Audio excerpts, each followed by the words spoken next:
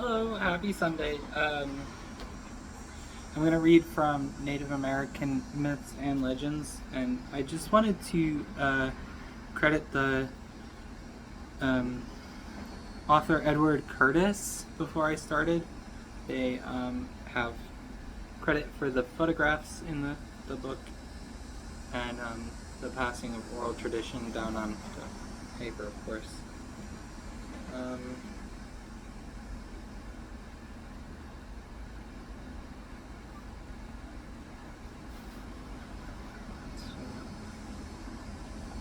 The Mother of the World, Plico. A tradition of the dog ribs. In the frozen regions of the north, beyond the lands which are now the hunting grounds of the snakes and copper mines, there lived, when no other being but herself was, a woman who became the mother of the world.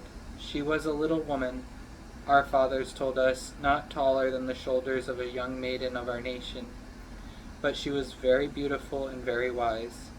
When she was good-tempered or cross, I cannot tell, for she had no husband, and so there was nothing to vex her, or to try her patience. She had not, as the women of our nation now have, to pound corn, or to fetch home heavy loads of buffalo flesh, or to make snow sledges, or to wade into the icy rivers to spear salmon, or basket kepling, or to lie concealed among the wet marsh grass and wild rice to snare pelicans and cranes and goosanders, while her lazy good-for-nothing husband lay at home, smoking his pipe and drinking the pleasant juice of the nishkamanik by the warm fire in his cabin.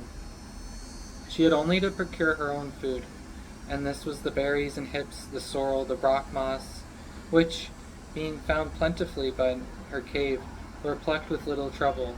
Of these she gathered in their season, when the sun beamed on the earth like a maiden that loves and is beloved, a great deal to serve her for food, when snows hid the earth from her sight, and the cold winds from the fields of eternal frost obliged her to remain in her rude cavern.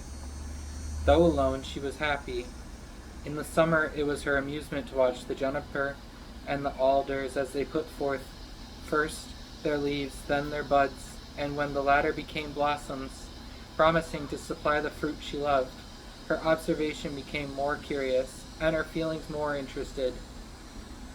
Then would her heart beat with the rapture of a young mother, whose gaze is fixed on her sleeping child, and her eyes glisten with the dew of joy which wets the cheeks of those who meet long-parted friends.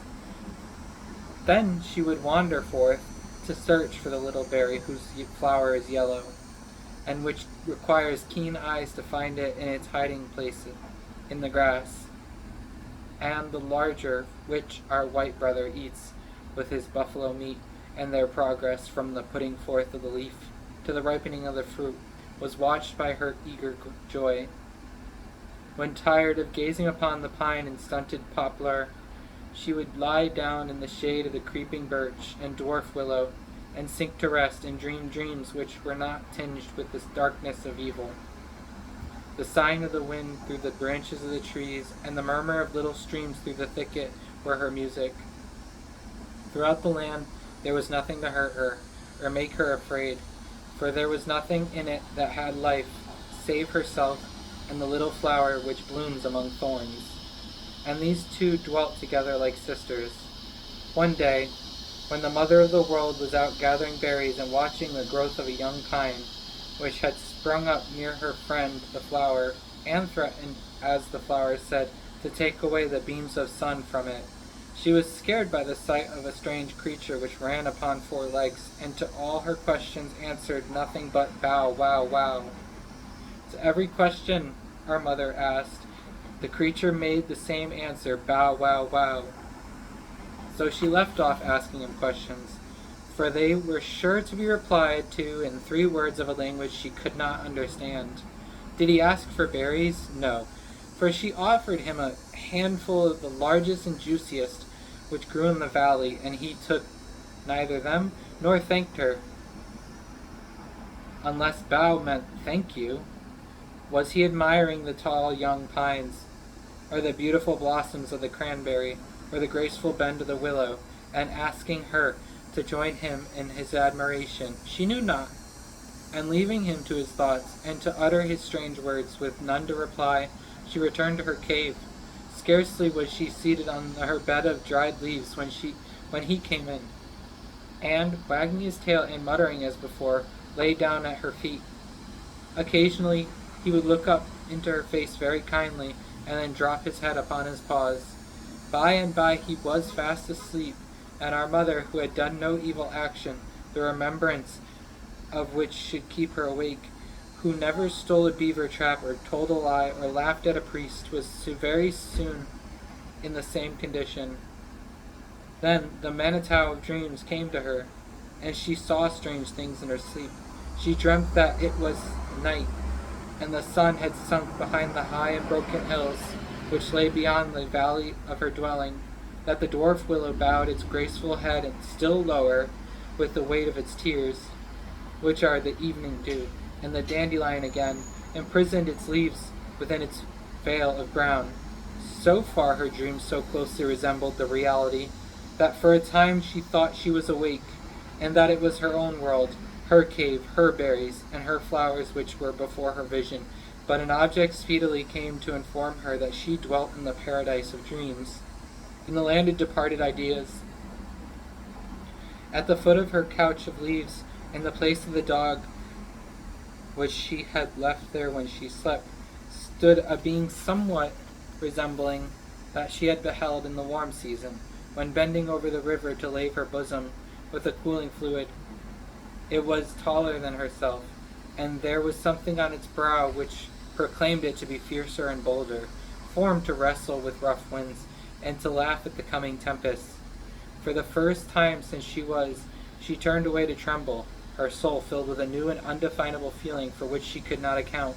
After shading her eyes a moment from the vision, she looked again, and though her trembling increased and her brain became giddy, she did not wish the being away, nor did she motion it to go. Why should she? There was a smile upon its lip and brow, and a softness diffused over every feature, which gradually restored her confidence, and gave her the assurance that it would not harm her. She dreamed that the creature came to her arms, and she thought that it passed the season of darkness with its cheek laid on her bosom. To her imagination, the breath which it breathed on her lips was balmy as the juice of the sweet gum tree, or the dew from her little neighbor the flower. When it spoke, though she could not understand its language, her heart heaved more tumultuously. She knew not why, and when it ceased speaking, her sighs became thick until it spoke again. When she awoke, it was gone. The beams of the star of day shone through the fissures of her cavern, and in the place of the beautiful and loved being lay the strange creature with the 4 legs and the old bow wow wow.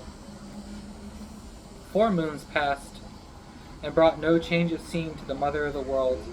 By night her dreams were ever the same. There was always the same dear and beloved being each day, dearer and more beloved, coming with the shades, and departing with the sun, folding her in its arms, breathing balm on her lips, and pressing her bosom with its downy cheek. By day the dog was always at her side, whether she went to gather berries or cresses, or to lave her limbs in the stream. Whenever the dog was there, the more beloved being was not. When night came, the dog as surely disappeared, and the other, seen in dreams, supplied his place. But she herself became changed. She took no more joy in the scenes which once pleased her. The pines she had planted throve unnoticed. The creeping birch stifled the willow and the juniper, and she heeded it not. The sweetest berries grew tasteless. She even forgot to visit her pretty sister, the rose. Yet she knew not the cause of her sudden change, nor of the anxiety and apprehension which filled her mind. Why tears bedewed her cheek till eyes became blind? Why she trembled at times, and grew sick, and fainted, and fell to the earth, she knew not. Her feelings told her of a change, but the relation of its cause, the naming to her startled ear of the mystery of the dog by day and the man by night, was reserved for a being who was to prepare the world for the reception of the mighty numbers which were to be the progeny of its mother. She had wandered forth to a lonely valley, lonely where all was lonely, to weep and sigh over her lost peace, and to think of the dear being with which that loss seemed to her to be in some way connected, when suddenly the sky became darkened, and she saw the form of a being shaped like that which visited her in her sleep, but of immense proportions, coming towards her from the east. The clouds wreathed themselves around his head, his hair swept the mist from the mountain tops, his eyes were larger than the rising sun when he wears the red flush of anger in the frog moon, and his voice, when he gave it full tone, was louder than the thunder of the spirit's bay of Lake Huron. But the woman he spoke in soft whispers.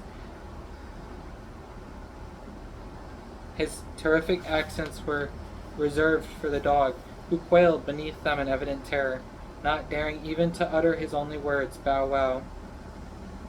The mother of the world related to him in her dreams, and asked him why, since she had them, she was so changed, why she now found no joy in the scenes which once pleased her, but rather wished that she no longer was, her dreams being now all that she loved. The mighty being told her that they were not dreams, but a reality, that the dog which now stood by her side was invested by the Master of Life with power to quit, at the coming in of the shades, the shape of the dog, and to take that of man, a being who was a counterpart of herself, but formed with strength and resolution, to counteract by wisdom and sagacity, and to overcome by strength and valor the rough difficulties and embarrassments which were to spring up in the path of human life, that he was to be fierce and bold, and she gentle and afraid. He told her that the change she complained of, and which had given her so much grief, wetted her cheek with tears, and filled her bosom with sighs, was the natural result of the intimate connection of two such beings, and was the mode of perpetuating the human race,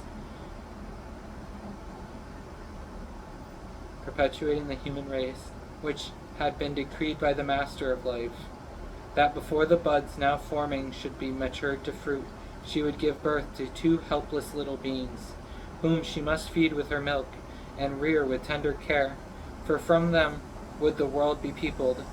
He had been sent, he said, by the good Spirit to level and prepare the earth for the reception of the race who were to inhabit it. Hitherto the world had been lain a rude and shapeless mass. The great man now reduced it to order. He threw the rough and stony crags into the deep valleys. He moved the frozen mountain to fill up the boiling chasm. When he had leveled the earth, which before was a thing without form, he marked it out with his great walking staff the lakes, ponds, and rivers, and caused them to be filled with water from the interior of the earth, bidding them to be replenished from the rains and melted snows, which should fall from the skies, till there should be no more.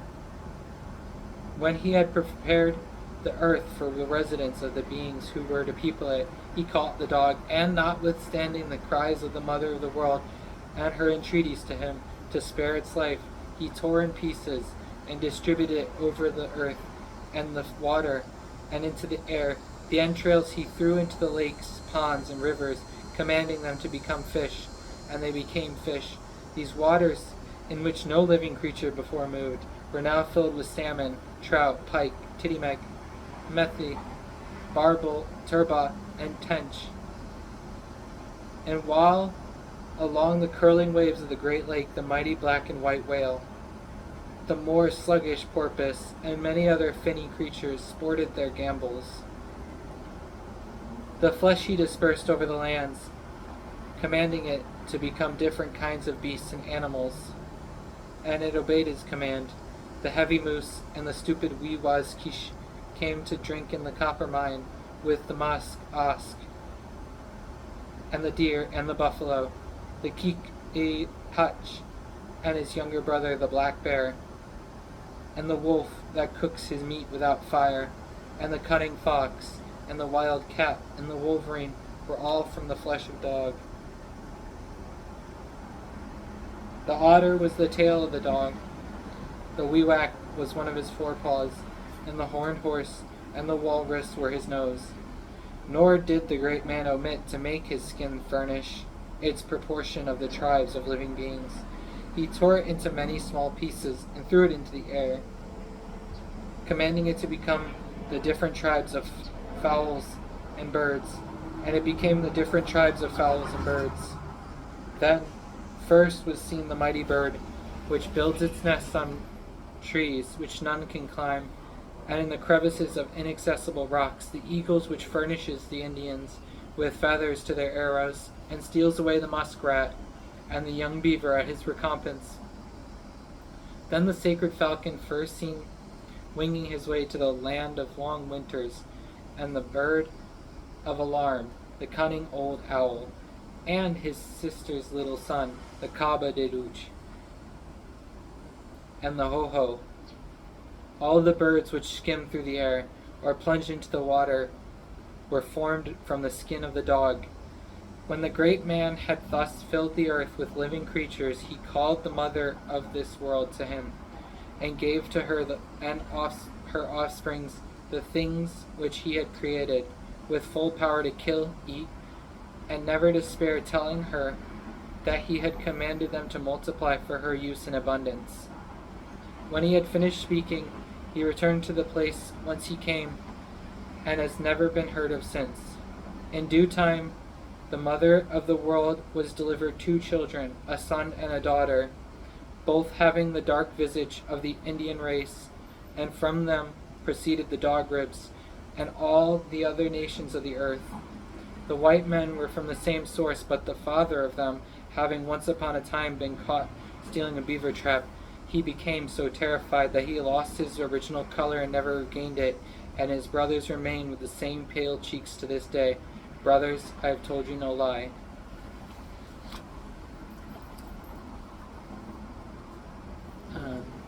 There are no photos from this.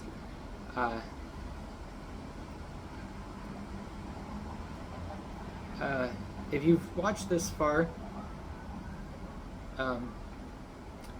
resist televised violence. There's a lot of people sick of it. Have a good day.